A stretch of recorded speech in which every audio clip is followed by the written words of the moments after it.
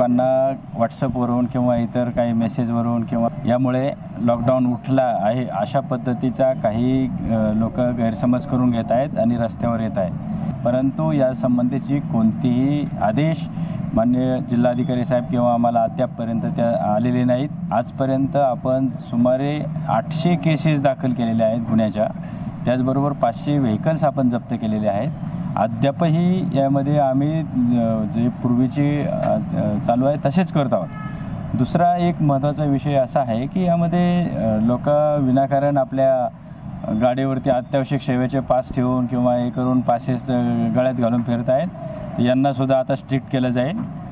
Unnecessary फिरू नका या बाबतीत त्यांना वारंवार सूचना दिल्या जातात आणि आमच्या कर्मचाऱ्यांनी अधिकाऱ्यांनी जर पकडलं की लोकल लेवलच्या काही नेत्यांना पुढं करून त्यांना सोडण्यासाठी बाध्य केलं जातं। परंतु कालच मी ट्रॅफिक पोलीस निरीक्षकाला आणि माझे दोन्ही SDPOंना सूचना दिल्या की अजिबात अशा लोकांना सोडायचं नाही। आपल्याला नांदेड जिल्ह्यामध्येच एकंदरीत जो कंट्रोल आपण ठेवत आहोत प्रतिबंधात्मक उपाययोजनाद्वारे आतापर्यंत इतका चांगला कंट्रोल आलेला आहे। लोकांनी काही दिवस सहकार्य करावं। अशा परिस्थितीमध्ये बाहेर न आलेल्या त्यामुळे बाहेर येऊ नका, घरात थांबा। थोड्या दिवसासाठीचा प्रश्न आहे। आपण ही चेन तोडत आलेलो आहोत।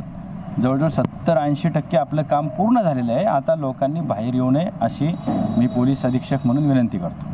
व्हॉट्सअपवरच्या मेसेजवर आपला एक संदेश जनतेला जावा की खात्री केल्याशिवाय ते मेसेज जाऊ नयेत। व्हॉट्सअपवरती ज्या पद्धतीने काही मेसेज फिरत आहेत, काही चुकीच्या न्यूज पसरवल्या जातात, तर यामध्ये गुन्हे दाखल होतील। सायबर ॲक्ट खाली याच्यामध्ये गुन्हे दाखल होतील याची मी सर्वांना सूचना देतो।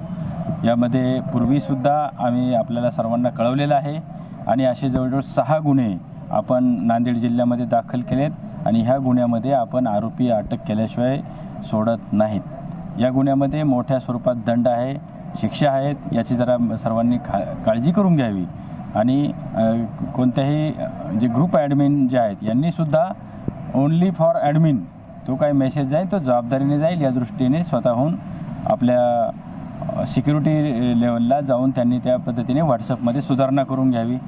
काही असंही आढळून आलं आहे की फेसबुकवरती महिलांच्यावरती चुकीच्या पद्धतीने टॉन्टिंग केले जाते, ग्रुप बनवले जातात। अशा लोकांच्या विरुद्ध मात्र खूप कडक कारवाई केली जाईल आणि त्यांच्यावरती IT ॲक्ट खाली गुन्हे दाखल करून योग्य त्या प्रकारे त्यांचा बंदोबस्त केला जाईल। अद्यापही लोकांचा असा समज होतोय की आता सीमासुद्धा ओपन होणार आहेत। आपल्या भागातून लोकांना त्या ठिकाणी दुसरीकडे जाण्यासाठी सहज आपण येऊ जाऊ शकतो, परंतु अशी कोणतीही परिस्थिती नाही।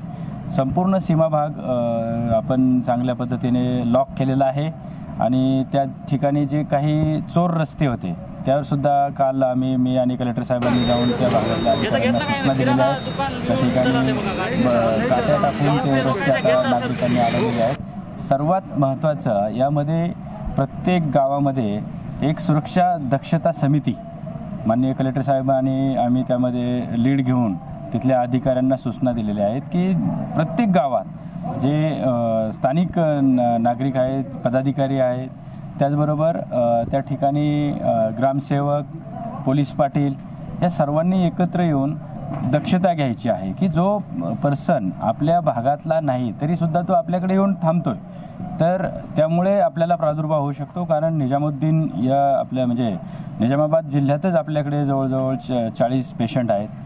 दुसऱ्या भैसा किंवा आजूबाजूच्या सर्व भागामध्ये तेलंगणाच्या पेशंट असल्यामुळे आपण त्या भागातल्या वाहतुकीला खुलेआम देऊ नका।